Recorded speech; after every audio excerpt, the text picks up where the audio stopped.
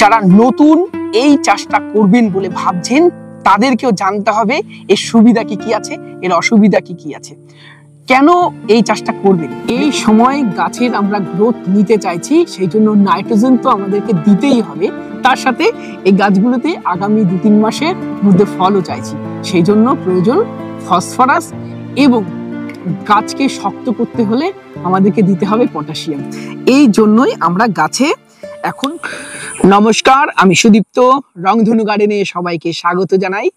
অনেকদিন ধরে আপনারা আমার কাঁঠাল বাগানের ওভারভিউ দেখতে চাইছিলেন। আজকের প্রতিবেদনে আমার এই কাঁঠাল বাগানটা যেমন তুলে ধরবো, তেমনই আমরা এই নতুন করে 12 মাসি কাঁঠাল চাষ করার সুবিধা অসুবিধা সমস্ত কিছু তুলে ধরবো। বর্তমানে আমি গাছে কি কি সমস্যার সম্মুখীন হচ্ছি এবং কিভাবে পরিচর্যা করছি, সমস্ত কিছুই আপনাদের সামনে আজকের প্রতিবেদনে তুলে ধরবো। তার আগে চলুন কাঁঠাল বাগানটা একটু আপনাদের ঘুরিয়ে দেখাই।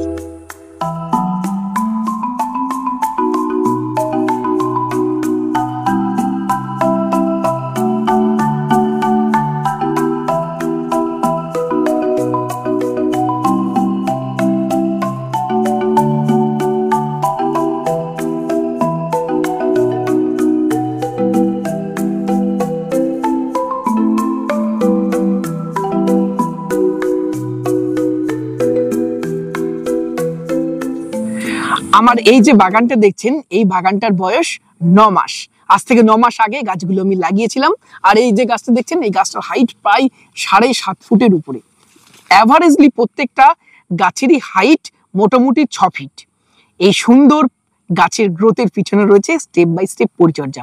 চলুন এর আগে আমি কি কি করেছিলাম সেটা একটু আপনাদের শেয়ার করি, তাতে নতুন বাগানীদের একটু হেল্প হবে। আমি যখন গাছ লাগাই তখন গাছগুলো আমি 10 ফিট বাই 12 ফিট এই ডিস্টেন্সে লাগিয়েছিলাম। যদিও আমার এখন মনে হচ্ছে গাছগুলো 12 ফুট বাই 12 ফুট লাগালে খুব ভালো হতো। গাছগুলো প্রথমে কোনো রকম ফার্টিলাইজার না দিয়ে লাগিয়েছিলাম, শুধু 1 হাত মতো গর্ত খুঁড়ে স্রেফ মাটিতে গাছগুলো লাগিয়েছিলাম। গাছগুলো লাগানোর 1 মাস পরে যখন নতুন গ্রোথ নিতে শুরু করে, গাছে প্রথমবার ফার্টিলাইজার দিয়েছিলাম। তখন দিয়েছিলাম গোবর সার আর সাথে সামান্য পরিমাণ ডিএপি। এরপরে প্রত্যেক 3 মাস অন্তর আমি গাছে খাবার দিয়েছি। এখনো অবধি এই গাছগুলিতে আমি 3 বার ফার্টিলাইজার প্রয়োগ করেছি। আপনারাও এইভাবে প্রয়োগ করতে পারেন। কাঁঠাল গাছে খুব বেশি ফার্টিলাইজারের প্রয়োজন হয় না। মোটামুটি 3 মাস পর পর একটু জৈব সার সাথে সামান্য রাসায়নিক সার এটা দিলেই গাছের গ্রোথ খুব ভালো হবে। শুধু লক্ষ্য রাখতে হবে গাছের গোড়ায় যেন জল না জমে। গাছের গোড়ায় যদি জল জমে, এবং মাটিটা অবশ্যই বেলে দোআঁশ মাটি বা দোআঁশ মাটি হতে হবে।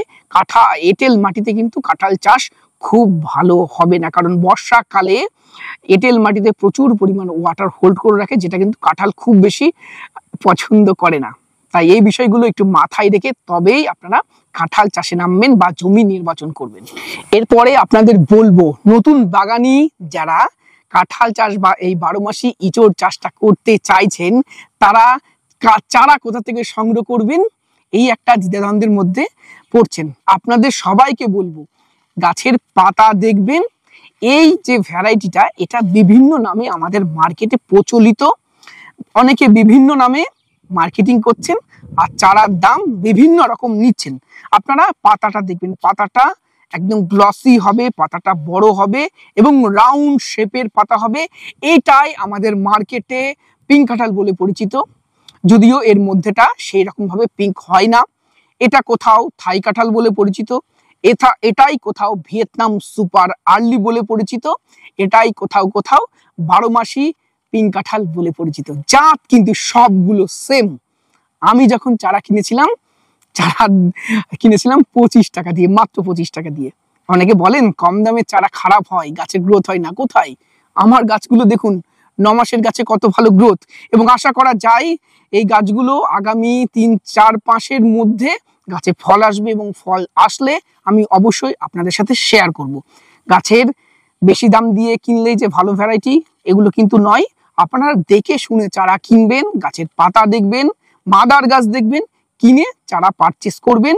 যেখানে কম পাবেন সেখান থেকে চারা করবেন। আমি কোনো নার্সারি রিকমেন্ড করছি না। আপনাদের যেখানে ভালো লাগবে সেখান থেকে আপনারা চারা পারচেস করবেন। এখন একদম পুরো দমে বর্ষাকাল চলছে এবং বর্ষাকালটা এই গাছের গ্রোথ নেওয়ার সময়। এই গাছগুলো 2 মাস আগে এর থেকে অনেকটাই ছোট ছিল এবং 2 মাসে গাছের গ্রোথ দেখুন কত সুন্দর হয়েছে। আর এই গ্রোথকে ত্বরান্বিত করার জন্য গ্রোথের যেভাবে নিচে এটা সেইভাবেই যেন নেয়, সেই জন্য গাছে আমরা কিছুটা পরিমাণ ফার্টিলাইজার প্রয়োগ করব। এবং এই যে গাছগুলো প্রত্যেকটি গাছেই আগামী 3-4 মাসের মধ্যে আমরা আশা করছি ফল নিতে, এবং সেই কারণেই আমরা ফার্টিলাইজার এই সময় দেব। তার আগে আমরা এই গোড়াটা একটা ছোট্ট রিং করে নিতে পারি। মাটি যথেষ্ট এখন নরম রয়েছে আর মাঝে মধ্যেই বৃষ্টি হচ্ছে এবং সেই কারণেই আমাদের খুব বেশি কষ্টও করতে হবে না, এবং ফার্টিলাইজার দেওয়ার পরে এক্সট্রা করে জল টল তো দিতে হবেই না, কারণ প্রতিনিয়ত এখন বৃষ্টি হচ্ছে। এই সময় ফার্টিলাইজার দিলে সারগুলো খুব সুন্দরভাবে মাটির সাথে মিশেও যাবে। এই সময় গাছের আমরা গ্রোথ নিতে চাইছি, সেই জন্য নাইট্রোজেন তো আমাদেরকে দিতেই হবে, তার সাথে এই গাছগুলোতে আগামী 2-3 মাসের মধ্যে ফলও চাইছি, সেই জন্য প্রয়োজন ফসফরাস, এবং গাছকে শক্ত করতে হলে আমাদেরকে দিতে হবে পটাশিয়াম। এই জন্যই আমরা গাছে এখন 15-15-15 এনপিকে 15-15-15 এই ফার্টিলাইজারটা প্রত্যেকটা গাছ পিছু 100 গ্রাম করে বা 120-30 গ্রাম করে ফার্টিলাইজার দেওয়া যেতে পারে। আমরা দিচ্ছি এনপিকে 15-15-15 100 গ্রাম করে। এই ফার্টিলাইজারটাই আমরা এই সময় গাছে প্রয়োগ করব। এই ফার্টিলাইজার দেওয়ার পরে আমরা মাটিগুলো আমরা দিয়ে ঢেকে দেব।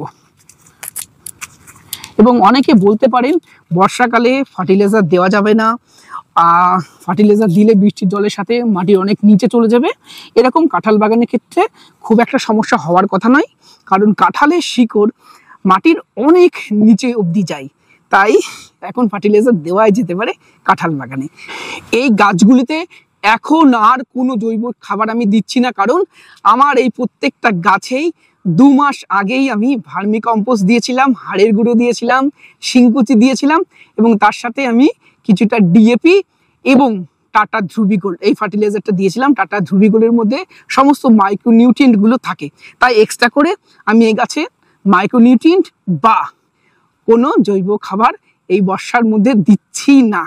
এই এনপিকে 15-15-15 100 গ্রাম করে আমি প্রত্যেকটা গাছে এই সময় দেব। আমার বাগানে 2টো গাছে একটু আমি সমস্যা দেখতে পাচ্ছি, যেটা এই যে কাঁঠালের পাতাগুলো দেখুন একটা ব্রাউন স্পট দেখা দিচ্ছে।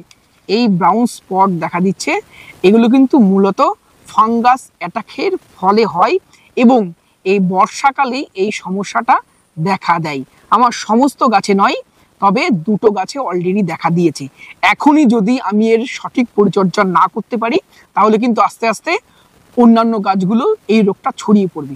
আমাকে এখন যেটা করতে হবে, কপার অক্সিক্লোরাইড জাতীয় কোনো ফাঙ্গিসাইড আমি টাটার ব্লাইটক্সটা ব্যবহার করব।